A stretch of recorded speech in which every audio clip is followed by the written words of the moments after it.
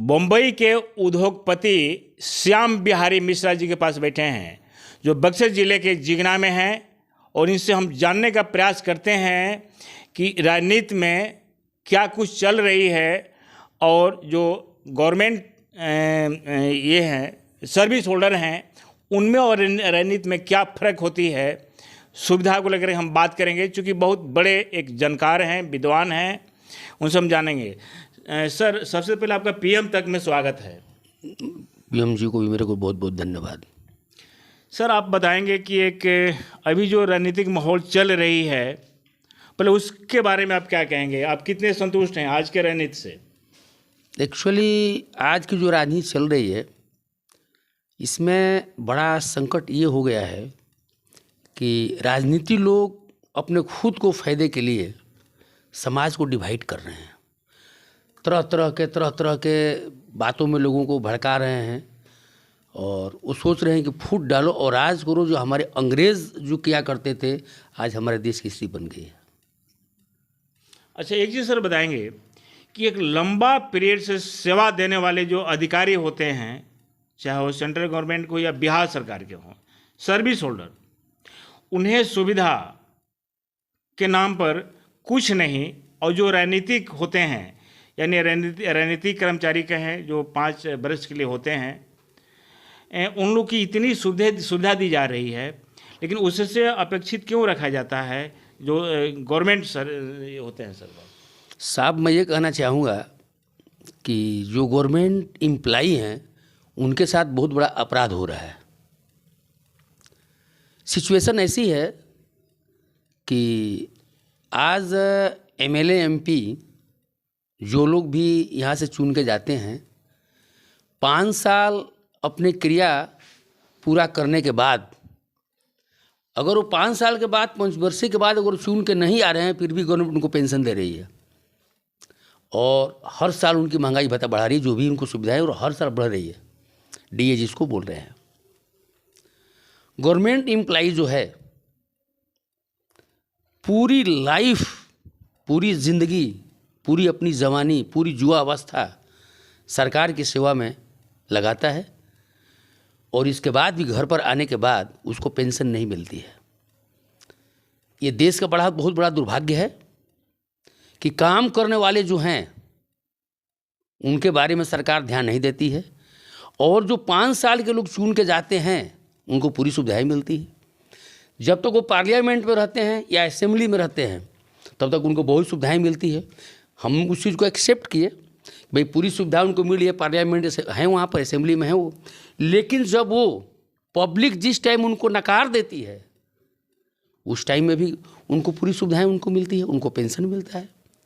कहने के लिए तो प्रजातंत्र है, ये प्रजा का राज है, लेकिन देखने में ऐसा आता है कि राजतंत्र से भी बड़ा कठिन काम हो गया है। जो लोग चुन के चले गए उनको पूरी सुविधाएं हैं, 5 साल के बाद उनको कोई नहीं पूछता है, पब्लिक उनको नकार देती है। उसके बाद उनको प्लेन का टिकट मिलता है, उनको फर्स्ट क्लास का टिकट मिलता है, उनके साथ 2-4 आदमी जाने का टिकट मिलता है, हर साल उनको डीए की मिलता है, उनको गवर्नमेंट की बॉडीगार्ड मिलती है। साहब, क्या है? और जो लोग आज IAS बनना आसान काम है क्या? इसके लिए कितना मेहनत करना पड़ता है, उनको कितने परिश्रम करना पड़ता है। वो गरीब घर के लोग होते हैं, उनके माँ बाप के कितने बड़े अरमान होते हैं, वो बेचारे रात दिन एक करते। मैं बहुत से लोग ऐसे IAS IPS को जानता हूँ जो पढ़ाई के पीरियड में एक पैजामा और एक कुर्ता पहन के पूरी ये स्टडी लाइफ उन्होंने अपना बिताया है। रात में कपड़ा धोते हैं, सुबह अपने से प्रेस करते हैं और वही कपड़ा पहन के दूसरे दिन फिर हो जाते हैं। वो लोग पूरी लाइफ देश के लिए काम करते हैं और जब रिटायर होते हैं साहब, उनको पेंशन नहीं दिया जाता। तो बहुत बड़ा अपराध है साहब। मैं तो देश के प्रधानमंत्री माननीय नरेंद्र मोदी जी से करबद्ध प्रार्थना करूंगा कि आप इस न्याय पर जरा ध्यान देवें। आज आप विश्व के हीरो हैं, पूरा विश्व में आप इस देश का डंका बजाए हैं। अब स्थिति ऐसी हो गई है कि चिराग तले अंधेरा, विश्व में नाम का डंका बज रहा है और अपने घर में अपने जो लोग हैं वो पूरी जिंदगी देश के लिए काम किए हैं और जब उनके बुढ़ापे के समय आता है साहब, उनको दवा बीरो पेंशन क्यों मिलता था कि जो बुढ़ापा उनकी जब आ जाएगी तो उनके दवा दारू बुढ़ापे में सब लगता है ना साहब। उनके बेटी रही, कुछ उनको देना पड़ता है, कुछ बेटों को देना पड़ता है, कुछ पोतों को देना पड़ता है, और पेंशन उनको नहीं मिलेगा, उनको पेंशन खत्म हो गया। लेकिन सर एक और भी बात है कि जो सरकारी सेवा में जाना चाहते हैं, इतने डिग्री, इतना डिप्लोमा, इतना सर्टिफिकेट जांच होती है, बावजूद इससे से लोग सफल नहीं होते हैं। बहुत सारे कैरेक्टर देखी जाती है, लेकिन जो रणनीति में कदम रखते हैं उन्हें शायद कोई कैरेक्टर सर्टिफिकेट नहीं लगती है। मैं तो आपको बोलता हूँ, ये बहुत बड़ा देश का दुर्भाग्य है और उनके साथ बहुत बड़ा अपराध है कि इनकी कोई कैरेक्टर देखे नहीं जाते। दिन दहाड़े पिस्तौल चमकाते रहते हैं ये, और वो नेता हैं। बताइए, लंबे लंबे कुर्ता पहनते हैं, यहाँ तक पहनने के बाद पुलिस स्टेशन में जाते हैं, कुर्सी खींच के बैठ जाते वो, क्योंकि वो नेता हैं। और जो आदमी सर्विस करता है, जो किसान है, रात दिन मेहनत करता है, पूरे देश को अनाज देता है, उसको वहाँ जाने के बाद वो खड़ा रहता है। अगर कोई अधिकारी बोल दिया बैठिए तो बैठ गए, नहीं तो उनके बच्चे की उम्र के लोग हैं, बुजुर्ग आदमी, 70 साल का आदमी जाकर खड़ा है, उसको कोई नहीं बोलता कि बैठिए, वो खड़ा होकर के हाथ जोड़ के बात करता है। ये देश का कितना बड़ा दुर्भाग्य है। और ये लोग, अरे साहब, जो चुन के जाते हैं उनकी बात छोड़ दीजिए, मैं अब क्या बताऊं उनको उनके इर्द गिर्द में जो घूमने वाले हैं साहब, वो पुलिस स्टेशन में बड़े बड़े कुर्ता पहन कर अब क्या बताऊं आपको। हम कहने में भी हमको बड़ा तकलीफ हो रहा है, मतलब कह नहीं पाता हूँ, शब्द ही नहीं है मेरे पास। शिक्षित हैं, विद्वान हैं, बहुत बड़ा कारोबार है बम्बई में, यानी आप करोड़पति शब्द से नवाजे जाते हैं। तो आप बिल्कुल खुल करके बताएं कि क्या होना चाहिए आज की परिवेश में, रणनीति और जो ये सरकारी नौकरी है, दोनों के बीच का कड़ी की बात बताएं। साहब, एडमिनिस्ट्रेशन अधिकारियों से चलता है, सारा मालूमात आईएएस और आईपीएस को रहता है, देश को आईएएस और आईपीएस चलाते हैं। सिचुएशन ये है कि एक ऐसी मैनुअल बनना चाहिए कि राजनीति में आने के लिए एमएलए एमपी टिकट उसी दिया जाए जिसका इंटरव्यू लिया जाए, उस योग्य है कि नहीं उसका इंटरव्यू लिया जाए तो उसको टिकट दिया जाए। कोई पार्टी नहीं लेती है। तो जिस टाइम में ये देश में एक सिस्टम बन जाएगा कि ये चीज़ टिकट के लिए कंपलसरी है, तो आपको टिकट दिया जाएगा। यहाँ तो किसके पास कितनी बड़ी आय है वो डिक्लेयर करता है, कितना बड़ी मेरी आय है, वो फाइनल कर दिया जाता है और उसको टिकट दे दिया जाता है। उसी टाइम में अगर ये पूछा जाए उनसे, भैया इतनी बड़ी आय आपके पास कहाँ से आ गई, ये तो हमको नहीं पूछना है, आपको डिक्लेयर करना है और इसके बाद टिकट देना है उसको। ये पोजीशन है। अगला सवाल मेरा रहेगा सर कि जब इलेक्शन आती है, वोट के समय आता है, उस समय लोग जातीयता में बढ़ जाते हैं, नहीं देखते हैं कि हमारे उम्मीदवार किस तरह के हैं, उनके कैरेक्टर क्या है, पहले से सरोकार है कि नहीं, सामाजिक धरातल पर है कि नहीं। इससे ऊपर उठ करके सीधे जातीयता में लोग बढ़ जाते हैं। इस संबंध में क्या बताएंगे? साहब, ऐसा है, जिस घर का कोई मेंबर अगर गलत हो जाता है तो उस घर का थोड़ा बहुत नुकसान हो जाता है, लेकिन उस घर का मालिक गलत हो जाएगा तो घर बर्बाद हो जाता है। तो हमारे कहने का मतलब ये है कि हमको थोड़ी सी संविधान में संशोधन करने की ज़रूरत है कि जो लोक सेवक हैं, हमारे माननीय नरेंद्र मोदी जी बोलते हैं कि मैं चौकीदार हूँ, मैं सेवक हूँ। तो अगर जो सेवक है तो सेवक का धर्म क्या है, वो पालन करने वाला कोई व्यक्ति है, उसमें योग्यता है कि नहीं, तो उसको टिकट दिया जाए, और उस योग्य अगर नहीं है तो उसको टिकट न दिया जाए। अगर क्रिमिनल को टिकट आप देंगे तो एक आप जो है सेवक बनकर क्या करेंगे? अच्छा सर, एक से बताया जाए कि ये वही दरबार है जहाँ गरीबों की सेवा की जाती है, उबार की जाती है, और ठंड का मौसम हो या जिस तरह का हो, इवन ठंड में गरीबों के बीच, हजारों हजार गरीब के बीच कमल का यहाँ वितरण किया गया था। आपके सौजन्य से भव्य पोखरा का निर्माण कराया गया है, जहाँ जो छठ माँ व्रती लोग पूजा अर्चना करती हैं, जिसमें आप सहयोग करते हैं। आपके घर आंगन में एक विशाल शिव मंदिर है। ये तमाम चीज़ जो आप औरों को भलाई के लिए, उबार के लिए करते हैं, तो ऐसे काम अधिकतर जनप्रतिनिधि करते हैं जिन्हें वोट लेना है या फिर जनता को अपने तरफ खींचना है या जनता के दिल में निवास करना है। तो क्या सर लगता है कि आपके घराने में ये आप राजनीति में कदम कब रखेंगे, वो बताएंगे? साहब ऐसा है कि हम तो इसलिए करते हैं कि ये हमारा संस्कार है, हमारे पूर्वजों की संस्कार है, हमको ऐसी ही संस्कार मिली है, हम इसलिए काम करते हैं। और रही बात राजनीति की, तो मैं भोले बाबा से प्रार्थना करूंगा कि प्रभु ऐसे वक्त मुझे मत दे देना कि मुझे राजनीति में कदम रखना पड़े। सर इसलिए कहना पड़ा कि जो आज के जो राजनीतिक फील्ड के हैं वो लोग अधिकतर यही काम करते हैं जनता के दिल जीतने के लिए, बिना विधायक, बिना मंत्री, बिना राजनीति में रहे हुए आप इससे बड़ा काम करके दिखा देते हैं। इसलिए सवाल खड़ा करना पड़ा कि इस तरह की सोच भावना क्यों नहीं आ रही है। वही करते हैं जो नेता लोग करते हैं, लेकिन उससे बेहतर काम आप कर देते हैं बिना कोई फंड का, बिना कोई सपोर्ट का, इट्स सेल्फ। ऐसा है, सबसे पहले आपको मैं बता देना चाहूँगा, ये शरीर जो है काम, क्रोध, मद, लोभ, ईर्ष्या, द्वेष से शरीर पूरी बनी हुई है। लोग अपनी कुर्सी पाने के लिए लोगों को, उनके मन को लुभाते हैं और उनका मोल को लुभा करके अपनी स्वार्थ की सिद्धि करते हैं। क्योंकि पहले ही आपको बोल दिया हूँ कि उनकी योग्यता नहीं देखी जाती है। और हम जो काम करते हैं वो मुझे किसी के मन को लुभाने की आवश्यकता नहीं है। हम ये जानते हैं कि हर जीव के अंदर में बड़े ही सूक्ष्म रूप में आत्मा होता है जो ब्रह्म का स्वरूप होता है। मैं उस जीवात्मा को शांति मिले, सुख मिले, अच्छा लगे, मैं वैसा काम करता हूँ और ये हमारे पूर्वजों की संस्कार है। एक चीज़ और जानेंगे सर कि आप एक ब्राह्मण फैमिली से बिलोंग करते हैं, वैष्णवी भी हैं और शिक्षित विद्वान भी हैं।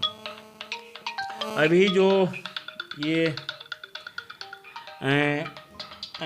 जो एक निचली अदालत है जहां हम लोग हैं और एक ऊपरी अदालत है, ऊपरी अदालत, ये दोनों में क्या फ़र्क है? करनी भरनी धरनी में क्या अंतर है? निचली अदालत क्या है, ऊपरी अदालत क्या है?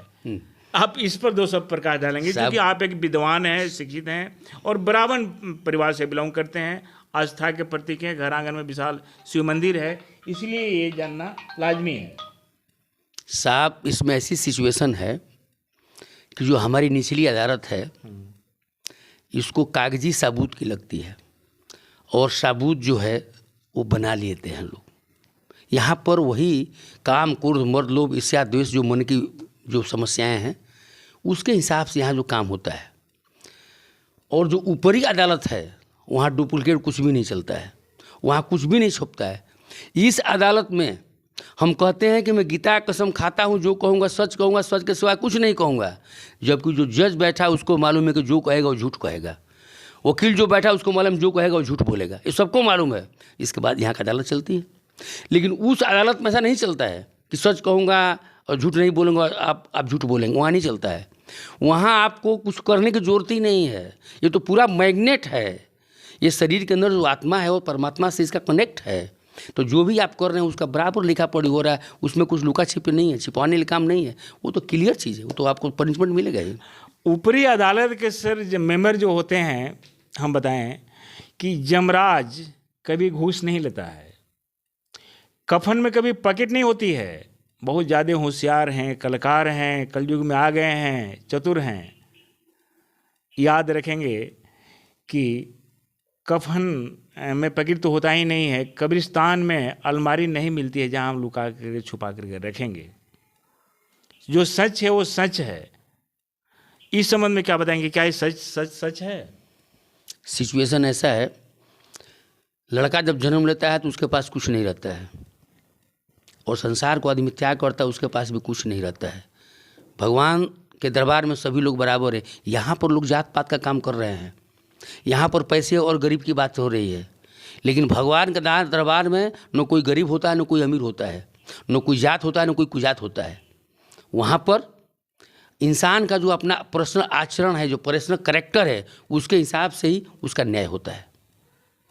यानी व्यक्तित्व, विचार और आपके जो यहाँ रहन सहन, जो आपने जो समय यहाँ बिताया है, उसी का आकलन ऊपर होती है। कहने का मतलब बिल्कुल बिल्कुल बिल्कुल।